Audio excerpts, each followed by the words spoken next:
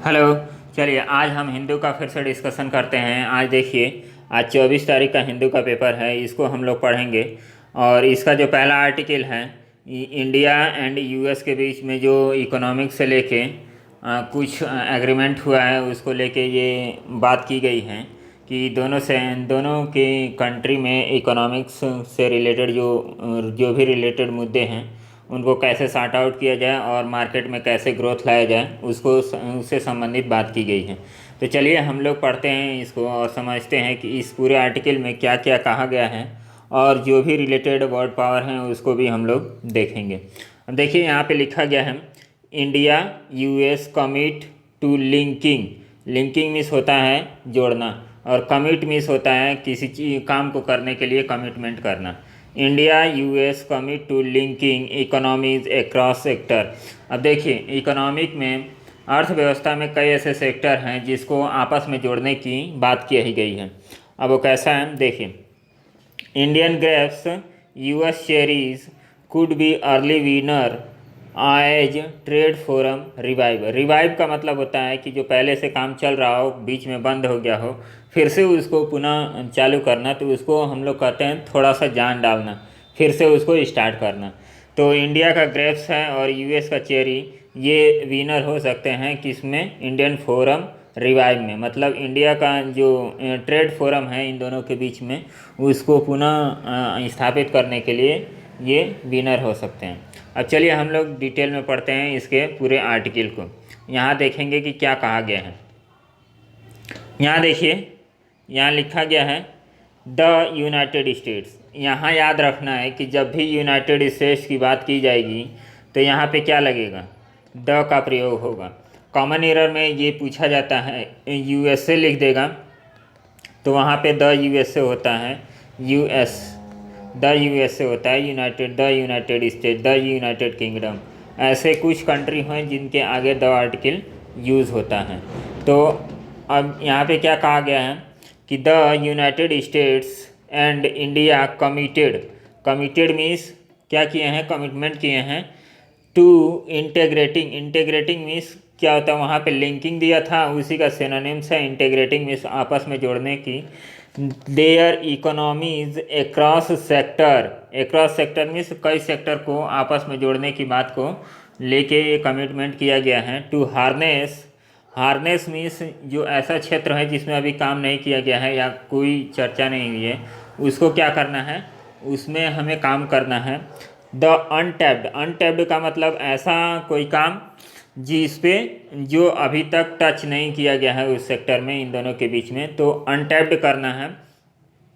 Potential of the bilateral relationship. इनके जो bilateral relationship की क्षमता है उसको ये कुछ इकोनॉमिक सेक्टर में ये लोग काम करेंगे और आगे ट्रेड पॉलिसी को लेके चलेंगे। At the trade policy forum convened after a gap of 4 year on Tuesday. अब देखिए, इसका मतलब, पूरा का मतलब यही हुआ कि यूएस और इंडिया के बीच में ट्यूसडे को क्या हुआ, 4 साल के बाद एक ट्रेड पॉलिसी फोरम हुआ।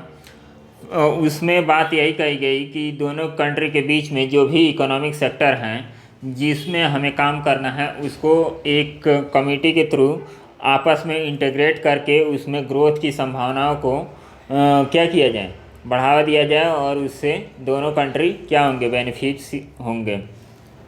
अब यहाँ पे देखिए उसके बारे में और डिटेल से समझाया गया है। को चेयर्ड बाई। को चेयर्ड का मतलब इसको किसने लीड किया इस ट्रेड फोरम को, by commerce and industry, textile, consumer affairs, food, public distribution minister Piyush Goyal and US trade representative ambassador Katherine Tai. अब देखिए, यहाँ से लेके यहाँ तक केवल यही बताया गया है कि इंडिया की तरफ से कौन थे, पीयूष गोयल हैं। और पीयूष गोयल क्या हैं, ये है commerce, industry, textile, consumer affairs and food and public distribution minister हैं इंडिया के। और यूएस की तरफ से ट्रेड रिप्रेजेंटेटिव कौन है, trade representative brand ambassador Katherine Tai. ये दोनों लोगों की बात की गई है कि इन दोनों लोगों के बीच में ही ये समझौता हुआ है और ये दोनों लोग ही लीड किए हैं। उसके बाद देखिए क्या हुआ है, द फोरम रिजॉल्व मतलब समाधान करेगा। ये फोरम कौन सा फोरम? जो ट्रेड फोरम है, ये resolve to take economic ties between the two countries to the next high level. अब देखिए, ये जो फोरम है ये क्या सॉल्व करेगा कि जो इन दोनों देशों के बीच में इकोनॉमिक से रिलेटेड जो भी समझौते हैं उनको एक नेक्स्ट लेवल पे लेके जाया जाए। And exchange views on potential targeted tariff reduce, और जो भी पोटेंशियल टारगेटेड टैरिफ हैं उनको रिड्यूस करने की बात कही गई है। नेक्स्ट पैराग्राफ में क्या लिखा है? द टू साइड्स, ये दोनों पक्ष डिसाइडेड मीन्स निर्णय लिए हैं to activate working groups of the trade policy forum on agriculture. अब देखिए, यहाँ पे दोनों पक्ष हैं वो डिसाइड किए हैं कि एक्टिवेट किया जाए वर्किंग ग्रुप को ऑफ ट्रेड पॉलिसी फोरम। जो ये ट्रेड पॉलिसी फोरम के जो वर्किंग ग्रुप हैं उसको एक्टिवेट किया जाए कि कहाँ पे? On agriculture, non agriculture goods, service, investment, intellectual properties. अब देखिए, इस सारे सेक्टर में क्या किया जाए कि इनको एक्टिव किया जाए।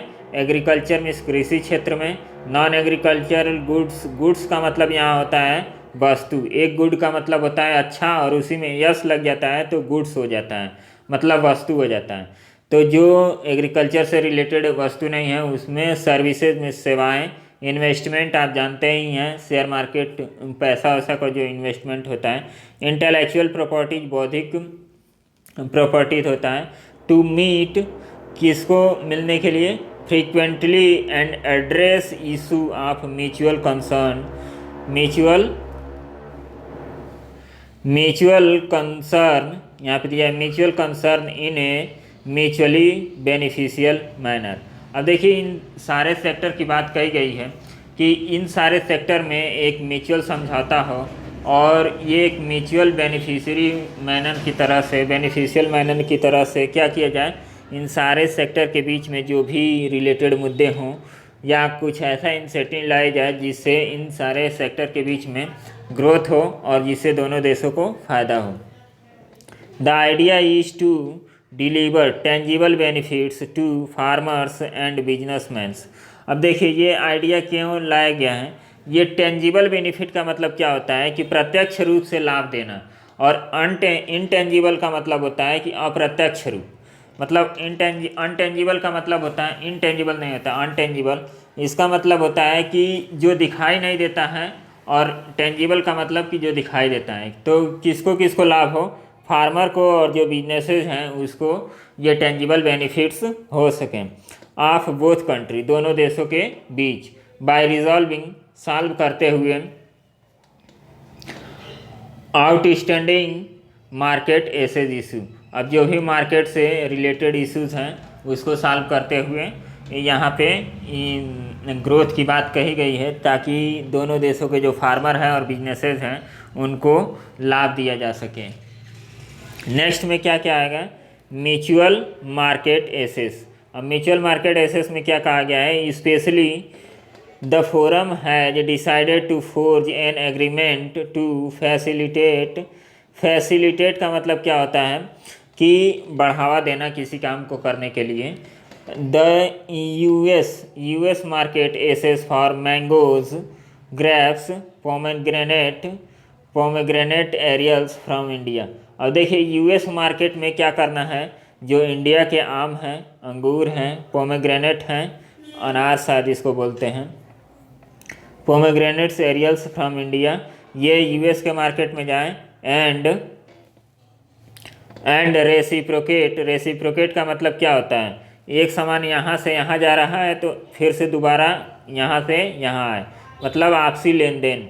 Reciprocate with similar access in Indian market. अब देखिए, इंडिया का प्रोडक्ट यूएस में गया, अब यूएस का प्रोडक्ट इंडियन मार्केट में आएगा। क्या क्या आएगा?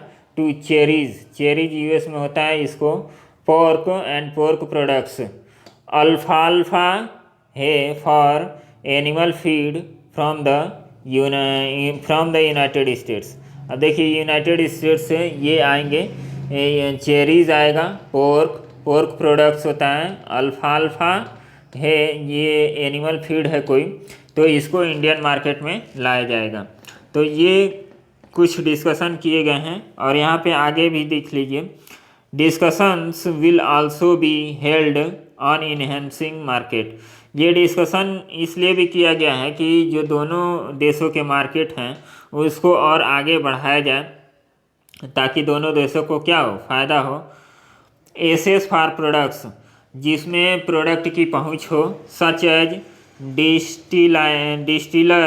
Distiller dried grains with soluble from the US and resolving market access concern for water buffalo meat and wild caught. ये सब दिया गया है कि इसमें सेम मुद्दा यही कहा गया है कि जो भी प्रोडक्ट हो, जो भी मार्केट हो, इन दोनों देशों के बीच में जो भी आपसी समझौता हो सकता है, जो भी मार्केट से रिलेटेड इशू हैं, उसको ये लोग क्या करें, आपस में मिल के सॉल्व करें और उससे जो भी निर्णय हो, ताकि इन कुछ अच्छा निर्णय हो जिससे इन दोनों के देशों के बीच में क्या हो, आपसी समझौता बढ़े और इन दोनों देशों के मार्केट में इन्वेस्टमेंट हो और उनकी ग्रोथ हो, जिससे फार्मर और बिजनेसेस को काफ़ी अच्छा फ़ायदा हो।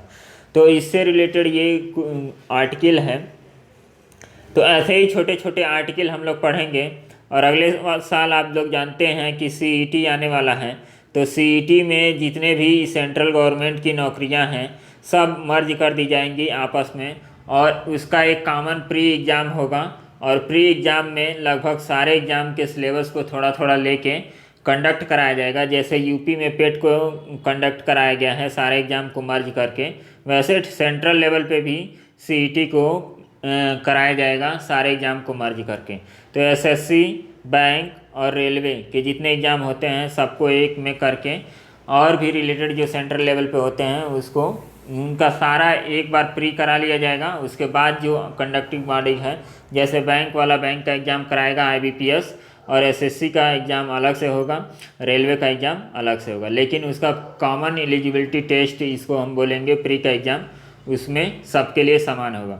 तो उसमें इंग्लिश भी आएगा, और इंग्लिश काफ़ी बेसिक आएगा क्योंकि रेलवे में इंग्लिश पूछा नहीं जाता है, तो उन लोगों को भी देखना है। एसएससी बैंक में इंग्लिश पूछा जाता है तो उन लोगों को भी देखना है। तो यहाँ सबको बैलेंस करके पेपर बनेगा, तो इसलिए अभी से पढ़ना स्टार्ट कर दीजिए।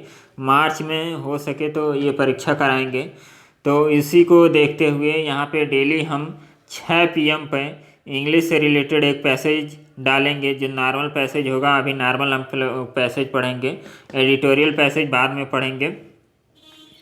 तो आगे हम लोग ऐसे ही कवर करेंगे इंग्लिश को। चलिए मिलते हैं कल फिर से 6 बजे, तब तक के लिए धन्यवाद।